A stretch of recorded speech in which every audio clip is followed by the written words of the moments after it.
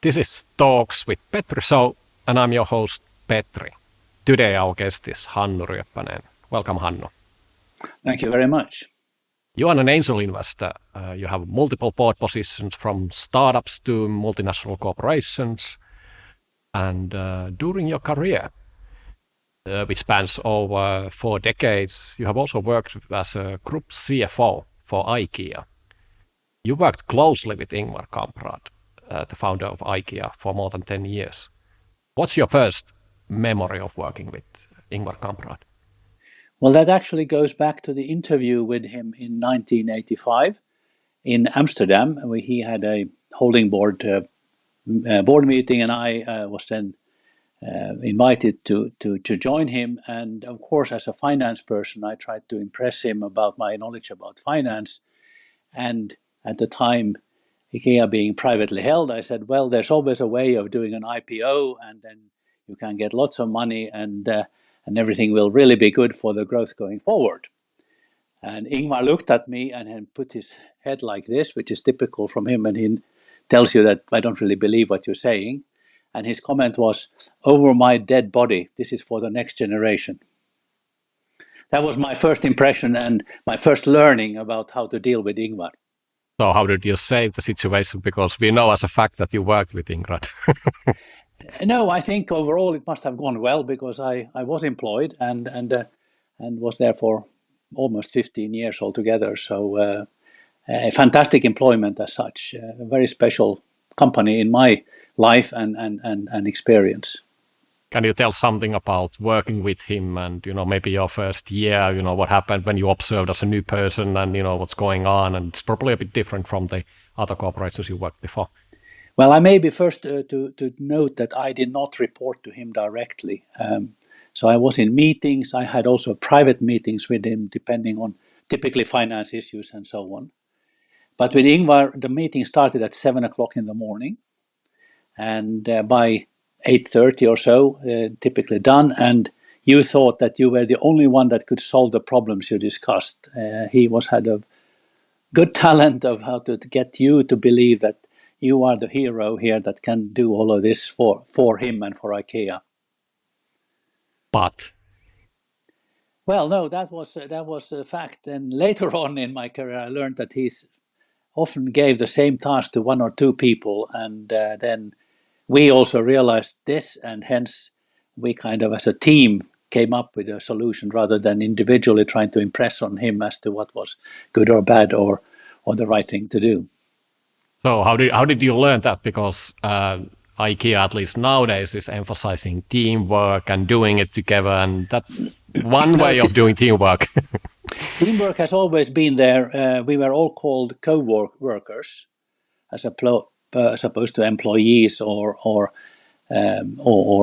anything else in the internal vocabulary. And the team, in our case, at the head office, we were 80 to 90 people, so not that many.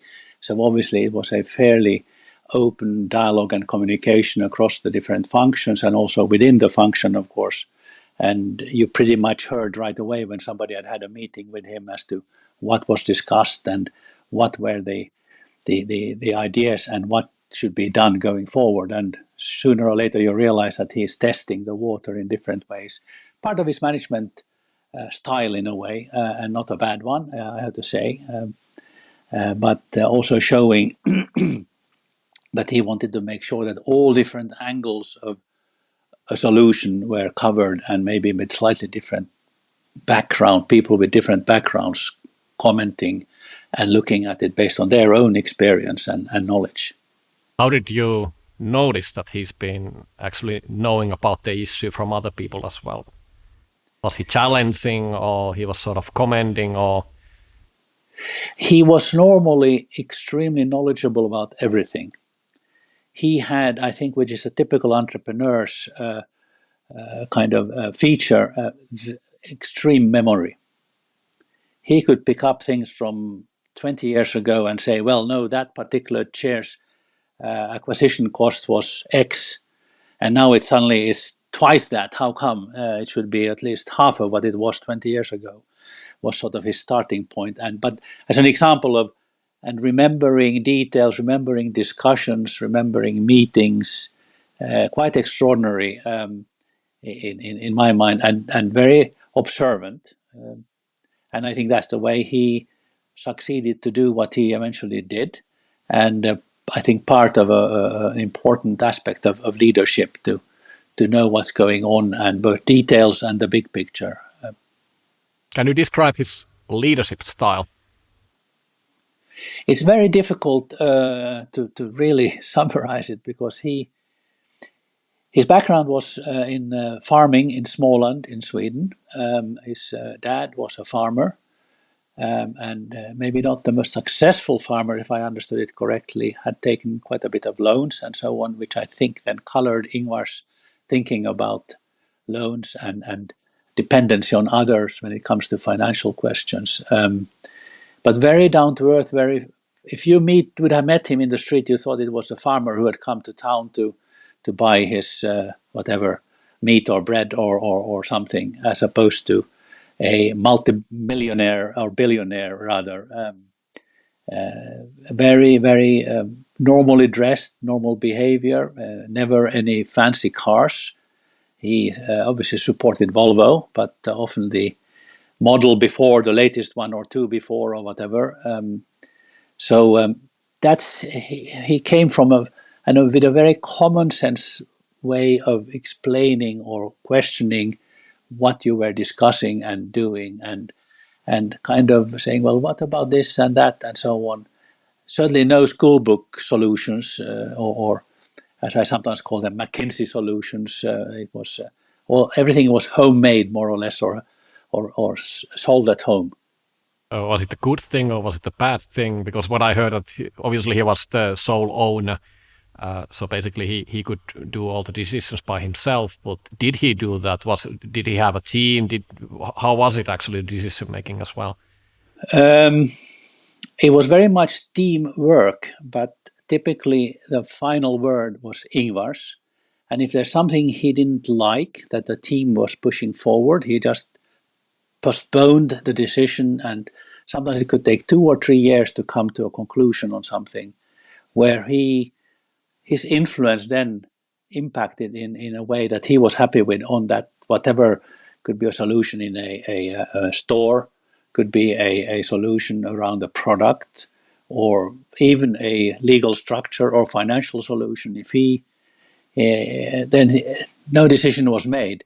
He didn't necessarily take part in the formal decision making, but you knew that the question was blessed by him. Was he difficult to work with? Was it like you notice that the atmosphere changes in the office when he's in the building and when he leaves the building? Was there any difference between the sort of the public perception of him and the actual working with him? And no, extremely approachable and normal, if I put it that way. There was no feeling in the office.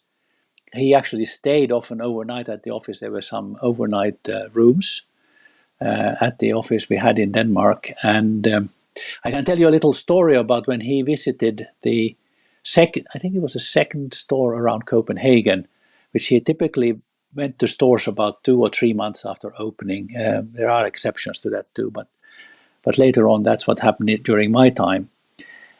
He had agreed with the head of Europe, a Swede, who came to the office, and that they would leave at 8:30. He had. It was well known that he often wanted to go at like 5:30 or 6 o'clock to see the lorries coming in with the product in the morning, and so on and so forth. So Bengt, who was the head of Europe at the time, he showed up, and I was just about coming into the office around 7:30, not 8:30. And then, no, Ingvar couldn't be found anywhere.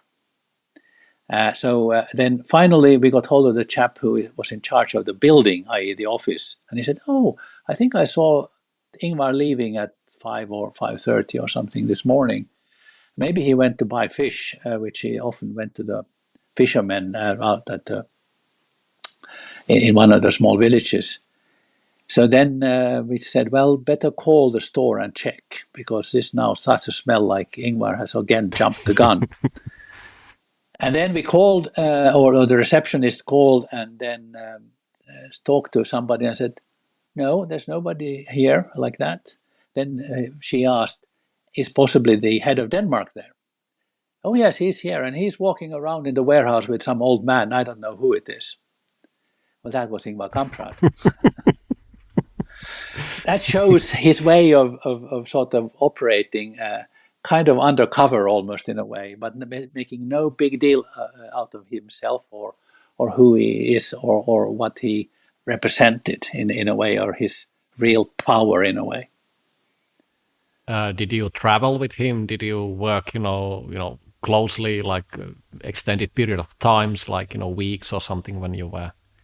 No, I never. Some trips, yes, but not really in an extended way. Sometimes we had joint meetings. He wanted me to join him, and then obviously that might have been a trip together.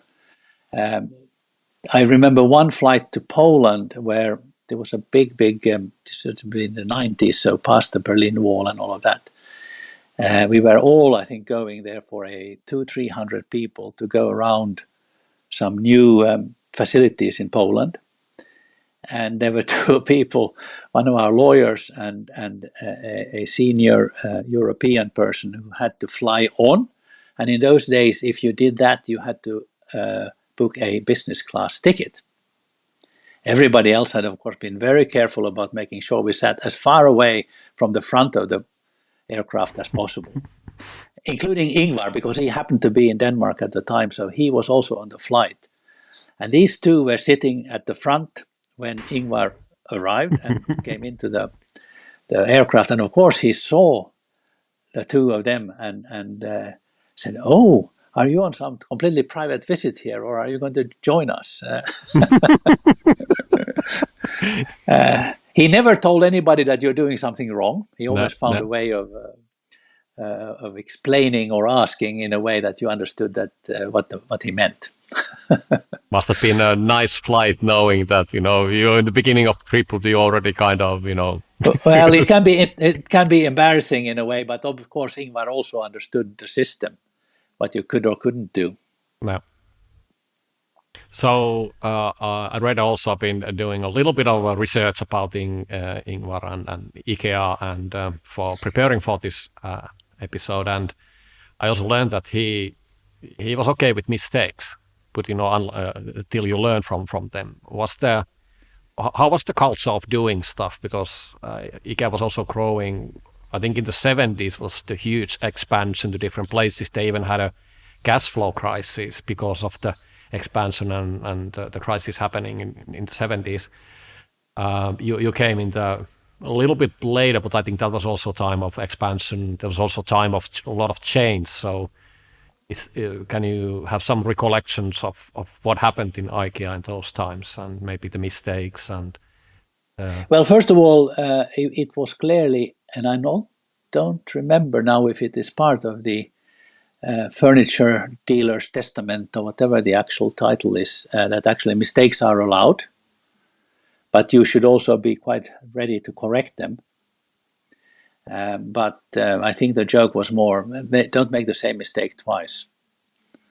That's sort of bad news, because then you don't using your own noodle to figure out what to do or what not to do. But no, the organization, if we take that, not very hierarchical, typically Swedish democratic sort of approach to life. We were all do with each other, i.e. first person singular or second person singular, sorry. This was quite a challenge in Germany, where C is the norm, and some of them never got used to actually talking to their colleagues as if they were almost family members. But in Sweden, as you know, that was already implemented at the time, and we certainly pushed for it, made the organization informal, and also your freedom to act within your own sort of framework of your task was quite big. The decision-making hierarchy was, naturally for me, I was only sort of one level below him, quite quick. Occasionally you needed to actually go to him or the board. There was a board in place. But a lot of things you could just do or talk and sort of even make a decision yourself. You felt it yourself that this is I can do. if it goes wrong, you may have a bit of a challenge. But anyway, very open and informal also communication channels. If you need to talk to somebody about something and learn more, to conclude what you would decide yourself, then the internal competition, i.e. for higher positions and so on, was not really part of the choreography internally. Political infighting during my time, I never really experienced. How did the culture change? Because I think at the time you joined, there's probably was it for 5,000 people in the company, and probably when you left, maybe I don't know the numbers, doubled, tripled, and it was also a time that Ingvar was probably a bit more, well, I wouldn't say hands off, but the company was getting enormously more bigger, and there were more operations, there was more depth.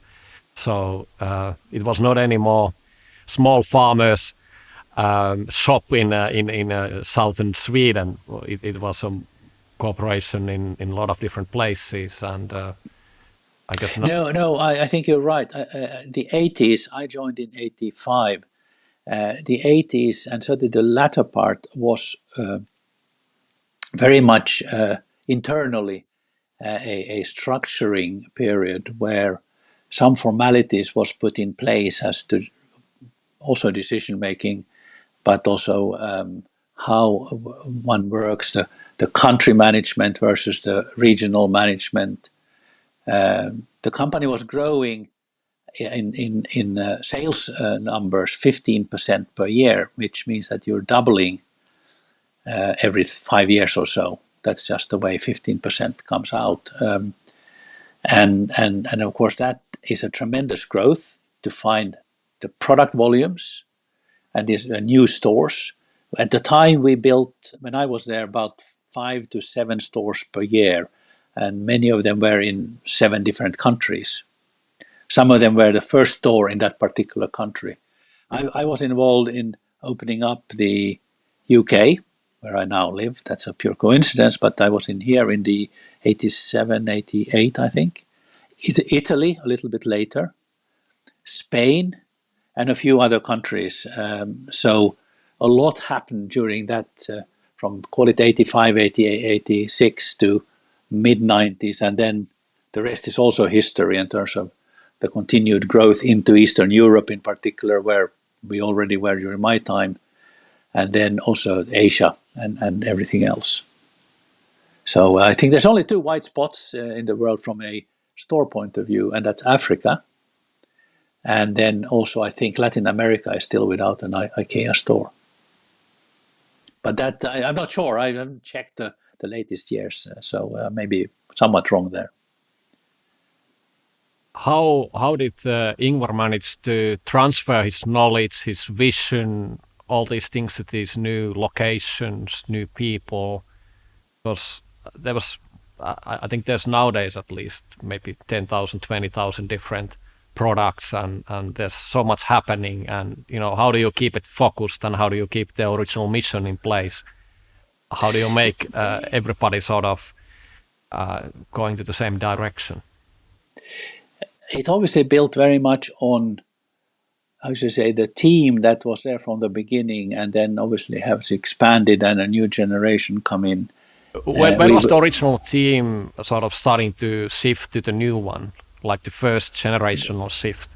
That's actually during my time, because somebody like Hans Ax, who was a person who was involved in setting up the Stockholm store in 65, he retired somewhere around 88, 89 as the head of Europe, was his last formal job. And then a few other ones also on the finance side, there were 1 or 2 in Sweden who then during that period retired, and they would have been there, some even from the 50s. I think one of my close colleagues or co-workers, I should say, in the IKEA world in Sweden, he, I think, had employment number 5 or something like that. So that happened, and then that obviously these things are all gradual, little by little, as people age and the organization grows, also from a management and total employee point of view. Could we check, for example, a little bit of the, for example, the success factors? So, what do you think? What made and makes and keeps IKEA so successful? Well, there's one thing we don't need to discuss. That's the flat pack idea. That's one of the cornerstones of the success to start with. Maybe not today, because it's also been copied in many ways. So that's one. One that may be slightly less well known was Ingvar's actually way of looking at the Swedish furniture manufacturing environment in the late 50s, early 60s, when they actually saw that he was becoming a bit too successful for their liking. So they started to boycott him in different ways and not produce goods for him and his at that time only one store in Älmhult. But then he don't know all the details how he contacted Poland or went to Poland well, I can fill in if you like to know, and the audience as well, because most of this stuff I learned and told is just basically what I was reading, the IKEA Museum, which is an excellent resource. You should go and check it out. It'll probably takes half of your weekend if you do that. Okay. And hope I get most of the facts right. But it was actually, that was a boycott. That was part of it. Then there was also that he started to have also supply issues because it was becoming, the volume because so big and these two combined. Then he learned that there's a Polish delegation coming to Stockholm.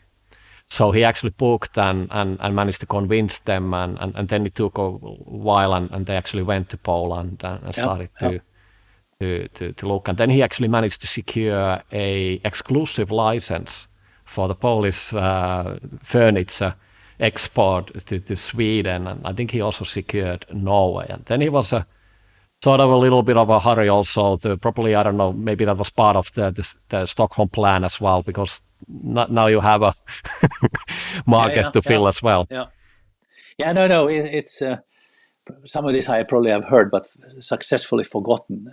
But I know anyway that was a major success factor in securing good product at good price as well. That was also, in fact, you had to make a profit on everything one way or the other. Yeah, I think that was one of his sort of really key from the beginning when he was doing, because he started actually mail order business. So this is actually funny for people who are a bit younger and only see like internet business. He was doing basically like drop shipping as well, and he was doing mail catalog. So the catalog was already in the beginning. He was doing newsletters as well, but those were actually physically letters, sending them out, and people were ordering stuff, and then they were delivering directly from the manufacturers, as far as I understand, to the customers. And he was communicating low prices with high value. So it was that sort of oftentimes seen as difficult or impossible. Either you have a low price and not so good quality, but if you combine these two, and this was his almost in the beginning, I think, or maybe even from the very beginning. No, it's quite possible that it would have happened already, but it was clearly something that during my time, and I think as I follow IKEA today, has continued, i.e. to give the customer value for money. That you feel that, I paid X, but it was worth paying that X for it, rather than thinking I should have paid half of it or whatever.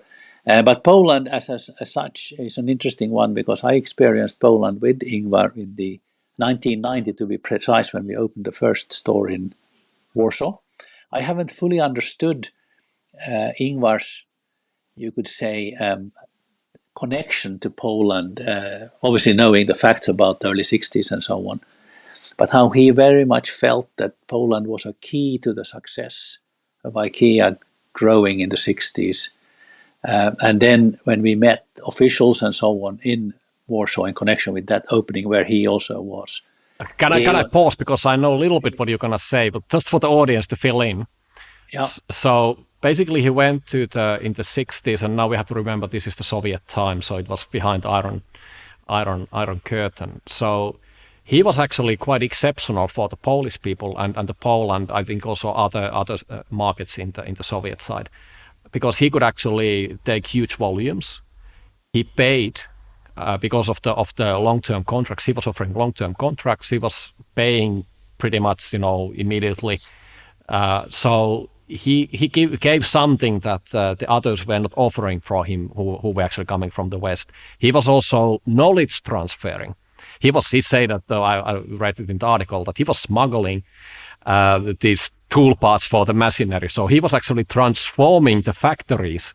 He was teaching them how to make efficient production, because in the beginning, but also obviously the prices were really low, the quality was extremely high, and this enabled that when he actually transferred the knowledge to these and sort of modernized these factories, that allowed him to actually produce enormously good products in an extremely low price. Yeah. And this became the success factor for the 60s and for the Stockholm, that big storm. Maybe we should actually talk about a little bit of that as well a bit later. And because the others couldn't do that, there was a huge competition in the Swedish market. It was raised to the bottom. Basically, everybody was offering stuff, and it was just the quality was getting poor. And this was something you couldn't do in Sweden or Copenhagen or Denmark or other places. So that's sort of the basis, I would say, he was so big customer basically for Poland and for the furnitures there that you couldn't miss it. No, absolutely. And as we know, the Soviet Union times, for them to get hard currency, even if it was Swedish kroner, it was still hard currency compared to the zloty, I guess, at the time, was a very valuable. But where I was coming to was he was really seen as almost like a legend in Poland, the way he had operated, also the way he, I think, communicated with, even during the Soviet times, with the government and whatever authorities he was in contact in those days. This became very apparent in connection with this opening, where there was a lot of dignitaries at the store opening, which normally you wouldn't see. Poland is a big country. And I have one particular story I could tell about this visit, because I suspected that I will get a call to visit Warsaw, a connection with this, which I did. So I went to Warsaw, and Ingvar said, we have to go and meet the finance minister of Poland. So I thought, you should come with me. Okay, I said, that's fine, I'm here, so let's go. And we went, it was Ingvar, it was another board member. Actually, he was the CEO of Volvo at one point. And then the Polish manager of IKEA Poland, and me, and the Swedish ambassador. So we went into this room, as you can imagine, these big rooms in those days, in the sort of still Eastern Bloc type of atmosphere. And then we sat there with the ambassador at the head of the table, and in comes a tall man, I think close to 2 meters tall, youngish, 40 something, so not really a Soviet chap as such, with his little secretary who was tiny. But anyway, that's just the comical side of it all. So he sits down, but the thing that, because I sat at one end of the four of us, reflected on was he clearly showed so much respect for Ingvar in the way he approached the discussion, of course in a very formal way, and all of this. And there's a story about him later on, but that's another story. And then Ingvar said, well, let me introduce us then here on my side of the table. So he started. Of course, he didn't need any introduction. He went to the two on the other side, the head of Poland and the board member. And then he turned to me and said, and then I have my finance minister with me. So I thought you two could discuss this financial matters, because you're sort of colleagues. And then this, his name is Andrei Holechowski, he sort of sat up and said, there's a big difference between him and me.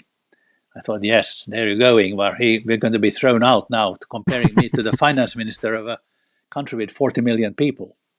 And then there was a silence. And then he looked at Ingvar, but pointed at me and said, I think he's got more money than I do. Which might have been true at the time, actually. But it's one of these moments where there's a comical aspect of it all as well. And then of course, he had a sense of humor, this Andre, very much so. But also where Ingvar, often in these kind of situations, he pushed some sort of funny story that he often had some sort of nose for that will work out okay. Because I don't think he had met this Andre person before either, so he didn't know if he was a serious sort of banker type or if he was could enjoy some good sense of humor. But the meeting was then very, very easy and successful and so on. But just as a little also example of Ingvar's way of both in a way negotiating, but also communicating with people, a bit always from sort of behind or below a little bit, as opposed to trying to patronize people. So what I take from here was that he actually didn't want to be the lead. He wanted you be the guys talking to technicalities. He could sort of step back and that's right. Give the final word if needed. But yes. Otherwise, like you guys talk and I'm just sipping coffee here or going to buy some fish. Exactly right. And it of course made me feel good as well. Yeah. The finance minister, now you have a new business title, exactly. in your card. But IKEA was quite big already. If checking the Polish GDP at the time, who was bigger? I don't know. If we would have checked the government's bank account and IKEA's bank account, who had more money under their control, I leave that to somebody else to study. Talking about money, I understood that IKEA was, well, that probably comes from the Ingvar Kamprad, but you had your own bank and you were giving loans to the banks, you were raiding banks. So can you tell about how the financing worked as well on the cash flow, because the expansion happened and obviously selling a lot of stuff at cheap prices, but was it highly profitable as well? And how was that side of the business as well? I think part of it I feel I cannot disclose, but I could say like this, that first of all, the huge success and growth of IKEA from probably early 80s, so just some years before me, if I simplify it, was based on internal cash flow. And I should add to that most of the land and the stores that were built in those days were built and owned by IKEA. No leasing arrangements or anything like that. That was almost part of the policy that, well, if we can't afford a store, then we don't build it. It's again, as I call, a bit of old farmer's philosophy, that you buy the new tractor when you have first had a good harvest. And that's very much was part of, and I'm pretty sure today, still a very conservative approach to finance in terms of taking on loans, because he was also, and IKEA was concerned about becoming dependent on lenders. I've seen it in many other cases where, at one of my jobs, I had 5 bankers in my office 24 hours a day for about 6 months because the company was bankrupt. And they didn't know business, but they wanted to make sure that nothing crazy was going on. So fair enough. But that was the opposite, very much so. And yes, we started to put credit valuations on bankers towards the end of the 80s, the Kuwait war coming and all of this in the Middle East. And we said, well, who of these guys might not survive a big catastrophe? And the bankers got their nose out of joint, I think is a very, very sort of modest way or mild way of explaining it, because then, credit valuations today, Moody's and Standard & Poor's and so on, is obviously normal life, but that was a bit of a new thing, because we felt we had so much money out to sometimes fairly modest banks, not small ones, not local ones, that we had to spend some time on thinking about how many billions should we put with this bank or that bank, because it's not a question of millions that we were dealing with. Were there any financial innovations, because that's the side you were looking at as well, into expansion. Are there some tips and something, what Ingvar had and, you haven't seen it other places, or something, for, let's say, these hopefully more successful startup founders as well, who have this positive problem that, what to do with all this cash and how to grow without any bankers involved? Well, let me give you a little comment on that, and then we'll leave it at that, I think, because otherwise I'll go into details that I don't feel really I have any right to talk about. But Ingvar often said, well, we sell in Deutschmarks, which was obviously the strong currency of Europe in those days, and we buy in Swedish krona, and that's a pretty good combination. Buy in cheap currency, sell in hard currency. And obviously, the world doesn't operate quite like that, but in a simplified way, that was maybe a coincidence, but then it became a fact, and so on. So yes, we had obviously a large foreign exchange exposures and flows and so on, not least when Asia came into the picture, and fairly large volumes. So that had to be divided among a number of banks to make sure we didn't, again, taking too many risks. And also some banks said we can't take more of this or that or whatever because of their own balance sheet. But anyway, fascinating times and interesting times, and we could innovate a lot. Sometimes we had to obviously go and ask for permission in a way, or decision, because the numbers were just so big that if it would have gone wrong, it could have been fairly harmful. The frugality is sort of a trademark of IKEA in some sense, probably not officially, but at least in formal sense. How did you see it in the regular life? And because the low cost means that you also need to keep track of the costs when you're building stuff in the processes everywhere. Can you describe, how that came, and is it different from the other places you have worked? Yes, I could say different in the sense, obviously every company wants to make the best possible profit they can make. But in every single thing you did at IKEA, the cost aspect of it was the first aspect. What should I do? How should I go from A to B? What is the most efficient way from the IKEA viewpoint? It may not be the most efficient way for you as an individual. I spent many Friday nights out in Europe when it was cheaper to fly back on Saturday morning, and family was at home, and so on. So that through everything, every single item on the profit and loss account, in a way, if it was a cost item, it could be salaries. Not that we were bad at paying, but we were also making sure that we didn't have more personnel than we needed, because headcount is also a way of either increasing or reducing your cost. And so cost was through everything. At the other end of it, you could say tax was seen as a cost, not a liability to the society. One can have some discussion around that as to where we are, but it's still, for a company, it's a cost item that heavily debated today and has always been, as to all kind of solutions, left, right, and center. But that's probably the biggest, and maybe to my family and to some other people around me, not always a good learning, but certainly something that was emphasized and sort of imprinted on me during my IKEA years, that you don't become successful financially by spending money.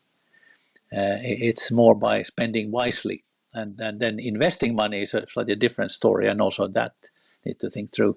Every time a store was built, I sat on the investment committee. Every single item was gone through. Can we do it better, cheaper? Flooring, for instance, in a store.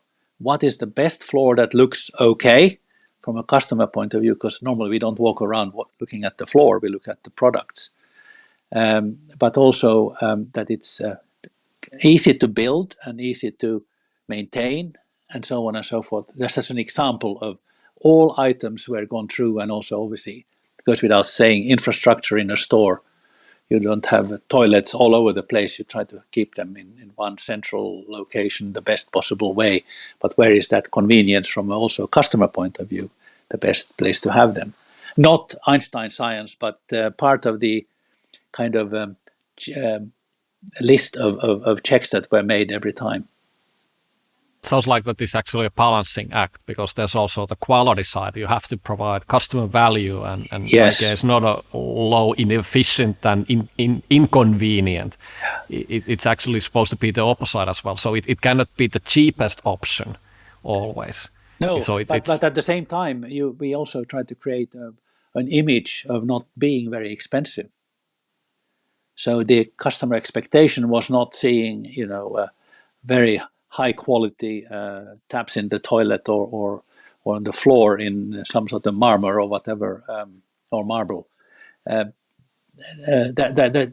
you are absolutely right. It's a balancing act, like everything else. In the end, you want to connect with your customer at the right level with whatever you do. So how do you communicate that to the employees? You say that you had quite a bit of a leeway to do things, based on your judgment. So how to pick those and how to monitor those, and knowing that you do the right thing here. I think we had pretty good controls of our cost levels, as we did of our income levels, by the way. Even in those days, before all kind of digital solutions and so on, everything was pretty much known the next day, at least within a week. We have to remember, we go back here to the 80s in my time anyway, and then we operated with different sort of ways of collecting information to a total group view and so on. But as an example of cost consciousness and way of operating, we knew that everything being right, we were going to grow about 15% on the top line per year. But we always budgeted our cost line at about 7%, which in itself led to somewhat efficiency every year. Yes, you might end up at 10%, but you still had a gain against your top line by then finding solutions where you change tasks or combine tasks or whatever the case may be. In the Kamprad's The Testament of a Furniture Deal, that's the name for it, which actually you can find also in that. I can put it actually in the show notes as well. There are these 9 points, and he mentions that as number 3, profit gives us resources. The aim of our effort to build up financial resources is to reach a good result in the long term. Then there's another point where he says, this is the number 5, simplicity is a virtue.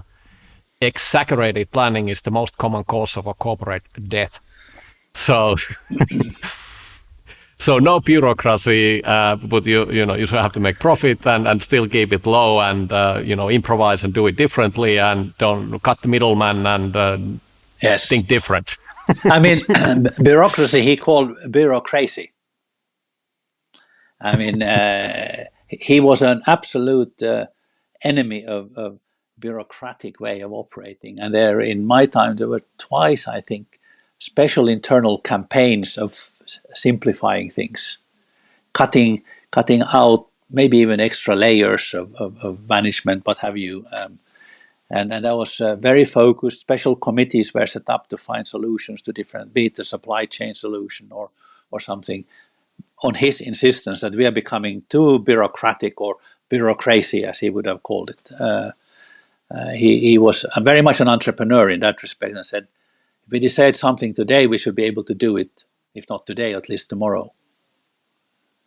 As opposed to having 5 committees going through it and discussing it for a year. So can you describe the atmosphere in the company? Was it inspiring, sort of you are in a mission, positive type of way? Because if the cost issue is always there and you have to sort of, stay overnight and you rather with your family, and, it sounds like that it could be also interpreted in a sort of restrictive and controlled environment, and sort of not the most uplifting place to work.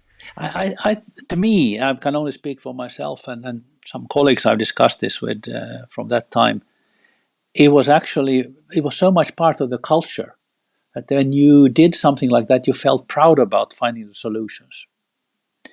Every time I went to visit a country management or whatever internally and discuss certain solutions or whatever, on my way home, I often did my own profit and loss as to, did I make any money during this trip for the group, i.e. the solutions, my trip cost X, did I do at least 10 times that in terms of savings or further income or whatever it may be for the group. That whole cost consciousness, and that's very much Småland in Sweden. It's a bit like Scotland is known for being very frugal in the UK and maybe the best international example. That was so built into us. And Ingvar never forgot to bring something into a discussion about saving or not spending, or why do you buy that? Why don't you buy that instead, or something like that. Was the hot dog concept family already on your time? No, that came during my time. In fact, you may remember back in the late 80s, people still used checks, and obviously cash, but checks in particular to pay for. So, and I had the privilege of then putting together a process of measuring how long it took for people to go through the tills. From check payments, cash payments, cards had started to show up to some extent at the time, but still fairly novel among normal people. And the queues were long. People had obviously bought a lot. And now also all these sensors and things, nothing. It all had to be done manually. And then I remember well the meeting when all this discussed and so on and so on. He said, here you have a family coming through the tills and they've been arguing for half the day, and obviously they had lunch also and ate some meatballs or whatever, and then they come through and they are on a bad mood, so let's give them a hot dog for very, very low cost. And that's where the concept of the little kiosk at the end of the store came. It started really with just hot dogs for almost next to nothing. But there also Ingvar said, well, if I only make one Swedish öre, or 1 cent per in profit, that's fine. If I make many of those, that will also be real money. And that's, again, it was his thinking, how should I try to make the family somehow happy when leaving? The last memory was that hot dog or maybe some sweets for the children or something like that. Ice cream, Can we walk through the store from the beginning, and maybe you can give some comments, these sort of little things, what actually are the concept of IKEA and the customer focus and all these, which are actually sort of key factors also, because it's a showroom as well, so it's the place where most of the money is made. I could start with, first of all, my own experience of this together with Ingvar. During my time, he often went to stores after 3, 4, 5 months, depending on trips and so on. You were more than welcome to join those visits, which was often a group of 10, 15 people, store management, the country management, and a few other regional managers, and then some odd people like me if I happened to be in that location. But by the way, was it ad hoc or sort of planned? No, it was more planned, and you knew about them. No. And of course, sometimes you also planned your own trips too, because these were real experiences. This is the only retail school I've been through in my life, was Ingvar's visit to a store. And it started around 7 a.m. on the parking lot. The customer drives in. Is the parking easy? Is the signage good, bad, blah, blah, blah, blah, blah. You come to the store, you go in, and then you start every single step. And he shakes hands with everybody in the store. And he often complained, my hand is really hurting tonight because I've been sent, 200, 300, 400 people, depending on the size of the store. And then you go through everything. You go out to the loading bays, you go through the office, you go through all the different sections in the store, toilets, you name it. And then out on the parking lot again around 9 o'clock in the evening. Wow. Full day. Something. That's a very full day. You had to be ready to have a pizza at the end of the day at the most, if you're lucky. So there was no meatballs in the No. cafeteria. Sorry. Yes, of course. There was lunch. There was lunch, and that was in the restaurant, of course. Checking it out, and most of the people who were serving would know who they were serving, and so on. Although most people would have known that it was the big visit, but no particular preparations had been made. Store management wanted to show the store the way it was on a daily basis. Cleanliness is another very important aspect of IKEA stores. Not lots of papers on the floors and so on. Everything you kind of almost get used to walking around picking up small even pieces of paper or whatever just to. So all that was evaluated, and thoughts about solutions on the shelving and maybe even new things and old things. There's one that comes to mind, but not now. And then out on the parking. So that's a day with with Ingvar in a store. I've learned so much about retail and how he was so customer focused. His whole thinking started in a way in two ends. That is where you design a product, and then that product is sold in the best possible way and also meets the expectations of the customer or consumer. Everything in between was sort of just discipline, if I put it simply. Very, very fascinating days. I think I did 10 or so of those during my time. And as I said, it's my only retail training I've had. And I don't think there's any better training, actually. So how did it work? Is he observing and commenting, or was he letting you guys do the work like the finance minister way, or was this his domain now? No, I was, me and people like me would be very silent and just following. Possibly there could be a question about something that would be a financial question that comes up somewhere in between. Oh, what's this and that and so on. But most of it is really how is the layout of the store in relation to consumers and which product is where and so on. Then, of course, there's the other side of it, i.e. how the consumer experiences the store and how to get the consumer to start to shop. And there were these, I don't know an English term for it actually, slå på käften, it's in Swedish. Sort of open your wallet, I think is actually the term used in English. So always at the beginning, I think still today in IKEA stores, you will find some big baskets with something that costs next to nothing. And you say, oh, that would be good to have. You may never use it, but it's good to have. And it costs nothing, so you buy it, and then you have made your first purchase in a way. Putting it, of course, in an IKEA bag, which is hanging there right next to it. And then psychologically, at least that was his thinking, and I can't say anything else.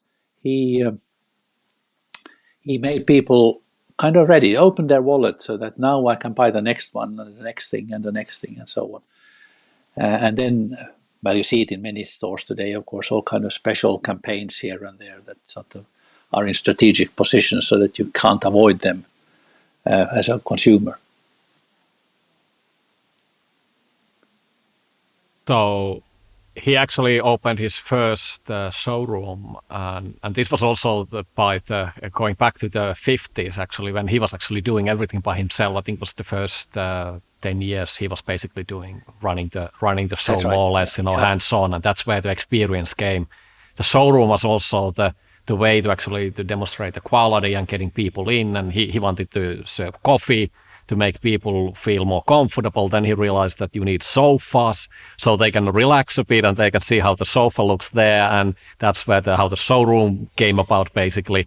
Well, there was actually some factory he bought, and then there was a lot of space, so he actually sort of put living rooms in there and like things like that. And then later on came the children, because that was the important part of the IKEA customer base, families and children, so you have to entertain the children. And then came the restaurants. And was there something while you were there that was part of that innovation, that because what I get, that Ingvar was always thinking exactly like, okay, if you walk there, are you tired? How do you spend more time in there?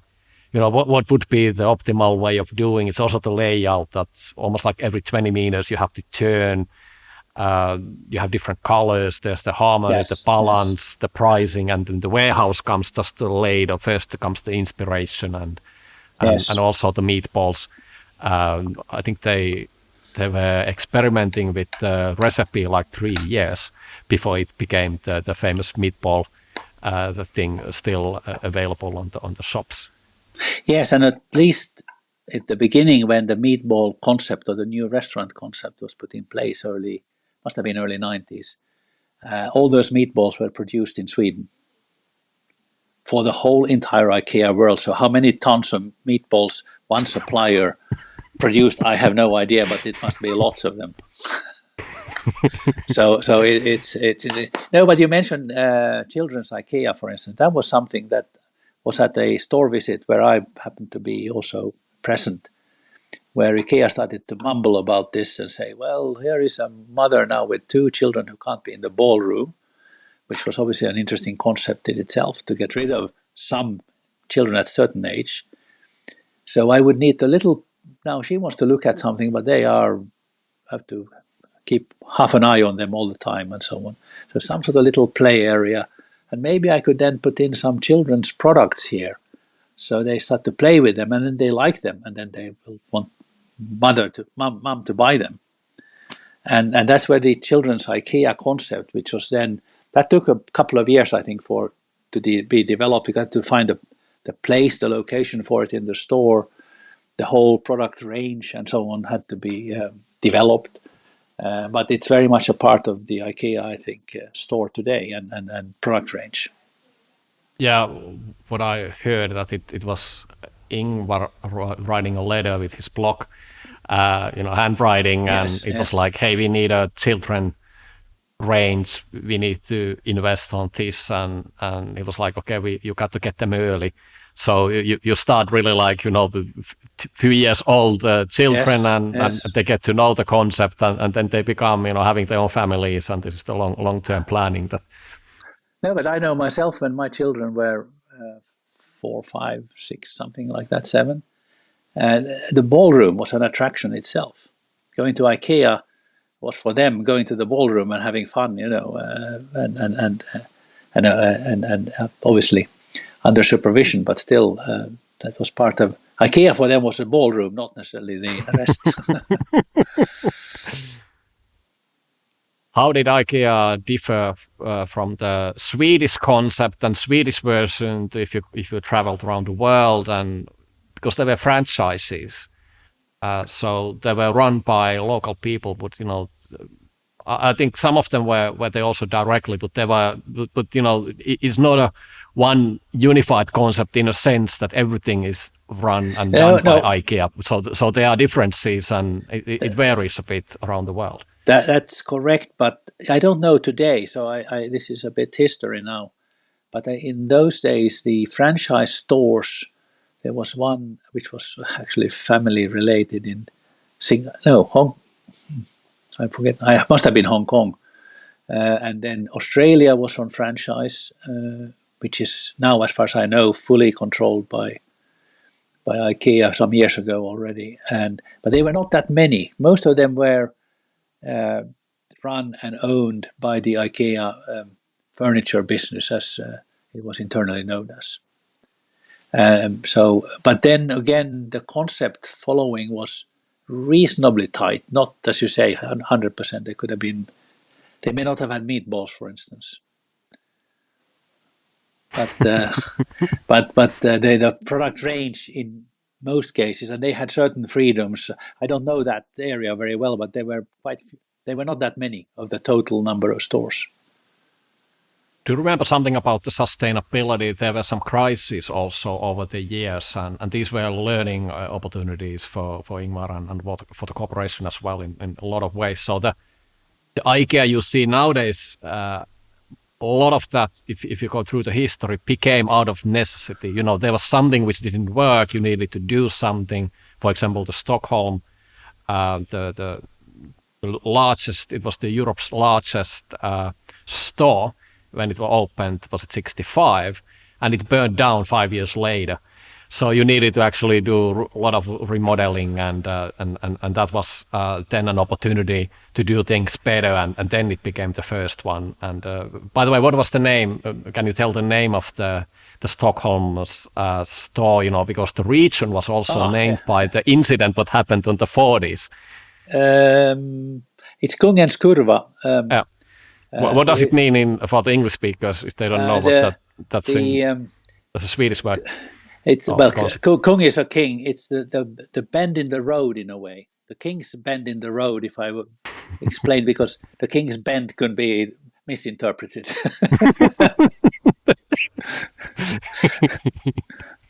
But that was a funny. I obviously wasn't there at the time, but I heard it from Ingvar and also from Hans Ax, who was the first store manager there and one of the old guys.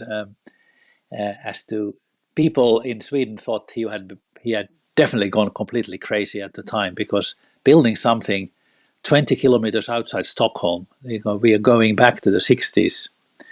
That will never work, and it's been probably one of the most successful stores ever in IKEA's history.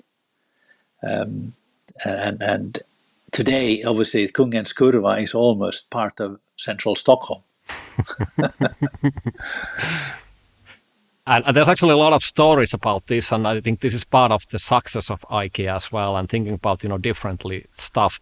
What actually happened in the 40s was that it was the Sweden's king who was wanting to drive fast, and the driver actually lost control of the car, and it went to a ditch, and that was sort of the informal name for the place, and it had a different name. I don't remember the name. And then when IKEA, secured the location, the potato field strategy, as it's I guess called later on. So you buy basically cheap land, almost like cost anything land, and then you build it there.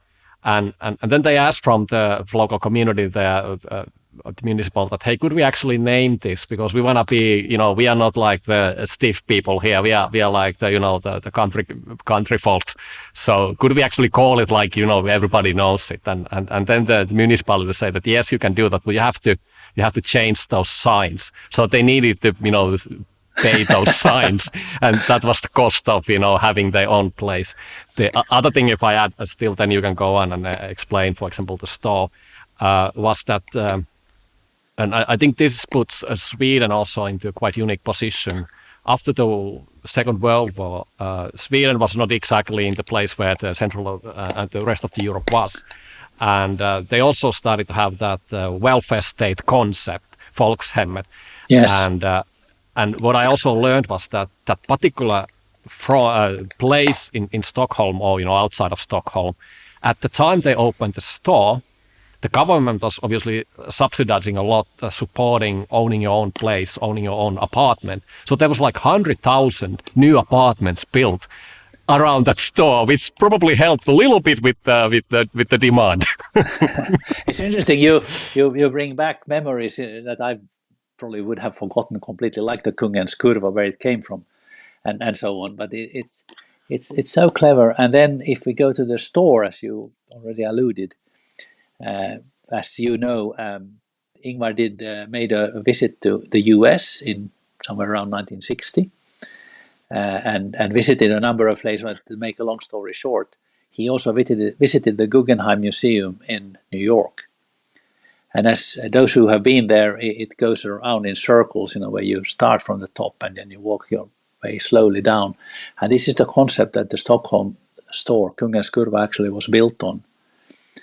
So you can, and the idea, the way he has explained it and the way I've heard it, was that when you are in a store like that or a place like that, you feel, all the time where you are.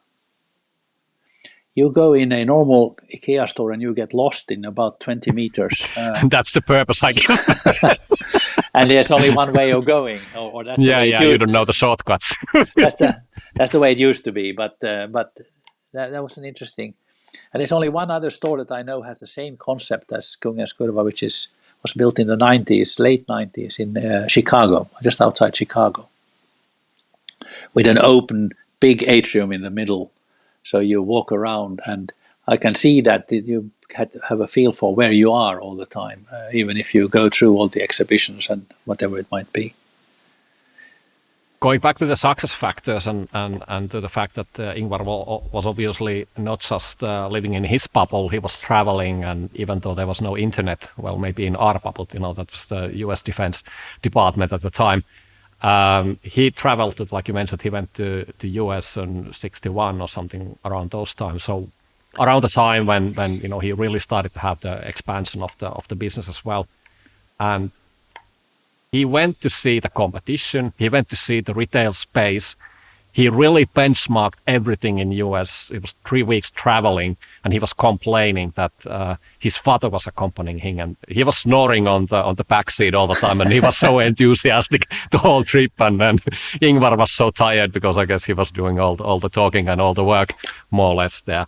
But he wasn't too impressed. But there was also, and this is something I digged out, Walmart.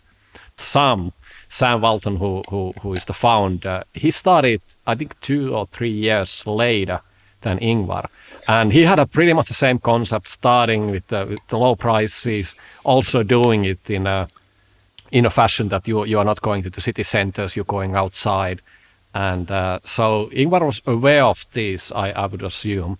So it was not like isolation, but he was really like competing on a worldwide basis. Who does things the best? Yes, all I know about, I obviously know Sam Walton, or not Sam Walton, but Walmart rather quite well from other jobs I've had. But I know that the two did meet must have been in the 60s at some point, Sam Walton and Ingvar Kamprad. I don't know anything more about the meeting and the content of it and so on. But he did occasionally in some meetings refer to Sam Walton and discussions with him about various things. Because yes, the concept, the idea, the thinking, after the war, everything at cars, of course, America was further with the family car and so on than big parts of Europe at the time. But anyway, another very successful retailer, obviously, Walmart. How did he see competition? What was competition? Good question. I have to say that I don't really have an answer to. As you may know, this is no company secret or anything else. IKEA acquired Habitat in the UK in 1990. And the thinking behind that at the time was my boss, Anders Moberg, and Ingvar and so on, to actually create a center of the city, IKEA, which wasn't terribly successful. I think eventually Habitat was sold. Maybe 10 years ago, something like that, if I remember correctly.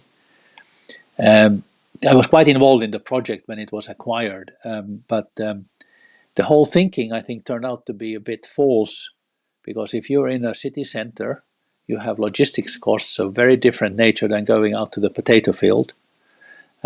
Parking, when can you deliver and so on to stores like that, and probably also employment cost and so on, and certainly rents, or if you buy the land or the buildings, would be of very different magnitude than a Kungens Kurva in 1965 or 63, whatever, to take as an example. So now we have, talking about Stockholm, I think there's now and I probably will go out of curiosity to take a look at it towards the end of next week when I'm in Stockholm, as to a central Stockholm on Hamngatan. There's a IKEA, different concept. They are also developing something on Oxford Street in London, which I don't think it's opened yet, but it will be soon. And very different concept with the whole digital world, the multi-channel type of thinking and so on, that is today commonplace in retail. Very much part of the whole offering to the consumer. Before we leave the IKEA and go to the other topics, is there anything you would like to comment, give some stories or something, comment on maybe the entrepreneur from startup entrepreneur starting his company in 1943 and running it successfully and becoming the richest man according to some sources 2004 in the world. Yes, no,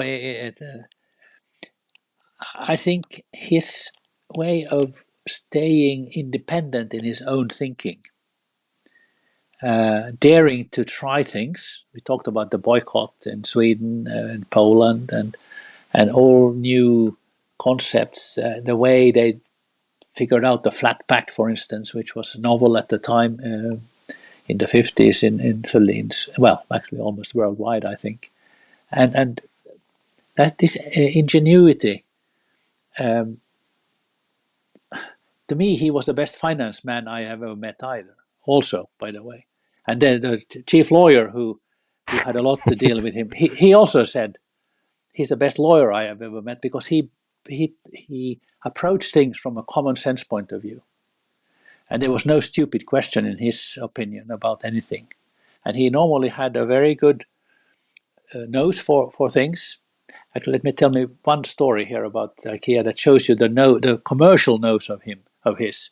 But just this, he had a way of approaching all kind of things in a very, very structured, common sense, bondförnuft, that it would be known as in Swedish, way, and hence often got to the key issues as opposed to what the highly educated people try to tell you, and often have complicated life due to their education. If I take me that freedom to comment on myself as well.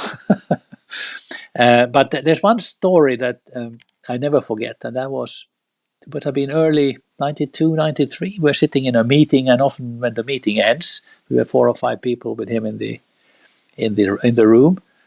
You often then start to chat about this and that, and all kind of comments come out. And then Ingvar said, "You know what? If I wouldn't have IKEA, I would go into pet accessories." This is 92, 93. Well, everyone owns a dog or cat or both today and spend millions on anything from food to all kind of different things that they think is important for pets to have. Right or wrong, but that he saw already then, because he never traveled in taxis, he traveled in buses. He was very sort of stayed close to what was going on in the society. And that's, I guess, another learning, that try to avoid, when you're successful, to forget your background or your basis and how normal people live. And that's a really valuable key point, because he had a suit, he had a Porsche in the beginning, he got rid of those. If you travel coach everywhere, if you travel with metro, you see the people, yes, you see the yes, IKEA packs, you realize that if you have to carry the flat pack, that, yes, is it actually possible to do that? What's happening, how people are reacting? Did he actually do also home visits, like, really observing what's happening in the regular people's lives? No, I don't think in that way. It was done in IKEA very much so, to learn, especially in new countries, how people lived, the size of their flats or houses and solutions. All cultures have slightly different behaviors and preferences and so on. Let me finish this then with another story about buses and so on. This was some sort of reception in Hong Kong, if I remember correctly, where all the big dignitaries from Sweden, including the Swedish king, was there. Those names you would know: Wallenberg, Gyllenhammar, and head of Electrolux at the time, can't remember. But anyway, really big, dark suit, white shirt, Like the Rockefellers of US, that Sweden, kind of, yes, that type of and people. And then all of them standing there, coming in their big black limousines and so on, one at a time, of course. And then standing there, half circle around the king. And then a bus stops outside this event. Regular service bus. Regular service, and Ingvar comes out, of course, dressed appropriately. No question about that, because he was a guest. What is proper? Because, once again, informal, and what's he actually having? No, he if he was somebody's guest, he respected the circumstances. Maybe not the most cut out suit. It could be 25 years old or something, but proper and good. Forgive my joking here a bit, but anyway, so he walked in through the doors, and the king sees him. He turns around, lays all the Gyllenhammars and Wallenbergs, and stands and chats with Ingvar for 10-15 minutes. That shows also how he was respected at the other end of the society, and so on. So anyway, interesting man. I feel that I had a real privilege and honor to be able to work so closely with him and experience a lot of different things with him, and also hearing stories that my colleagues would have experienced. What is your favorite word? My favorite word. Sorry, I've drawn a blank on that one. I can't think of any favorite word as such. No, sorry. I can't give you a good answer. Well, let's try another one. What is your least favorite word?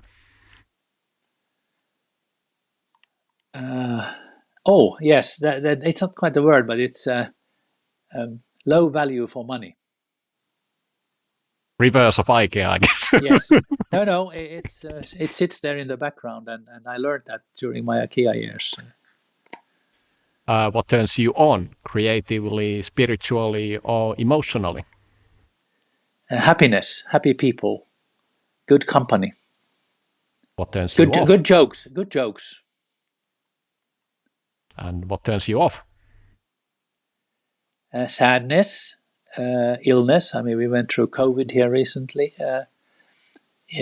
War, not least. We hope we had passed that stage of civilization, but clearly we haven't.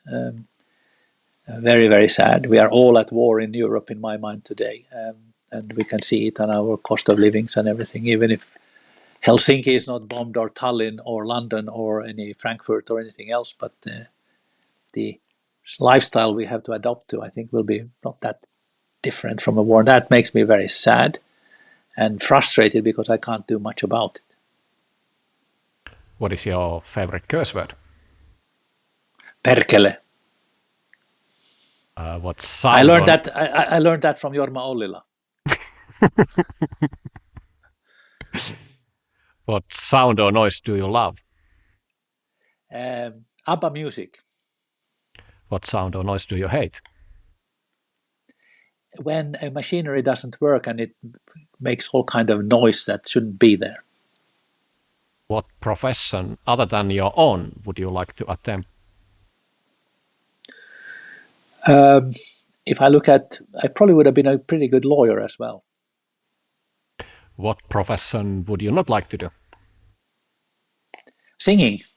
No, I take that back, sorry. Drummer.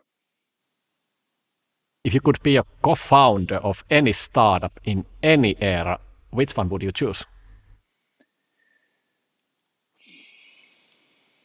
Disruptive. Like IKEA, if we take that as a startup in 1943, although it didn't start as it is today.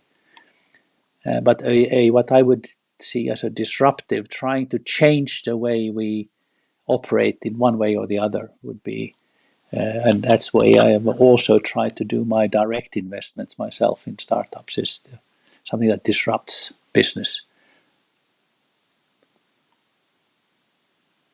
I'm running low on power, just so that you know. Yeah, we're running to the end of the conversation as well. Any final words to the audience? I think entrepreneurs in particular, honesty and seeing realities, listening to the people around you, I think can be very helpful. I know many of them are extremely opinionated and they know what is best, but it may not always be that you're completely right. So that openness to influence, but at the same time believing in your own strategy, I think has to be it's a balancing act, but it can be very valuable to also listen. Thank you, Hannu, so much for sharing your experience, stories with us today. And thank you everyone for joining today. Until next time.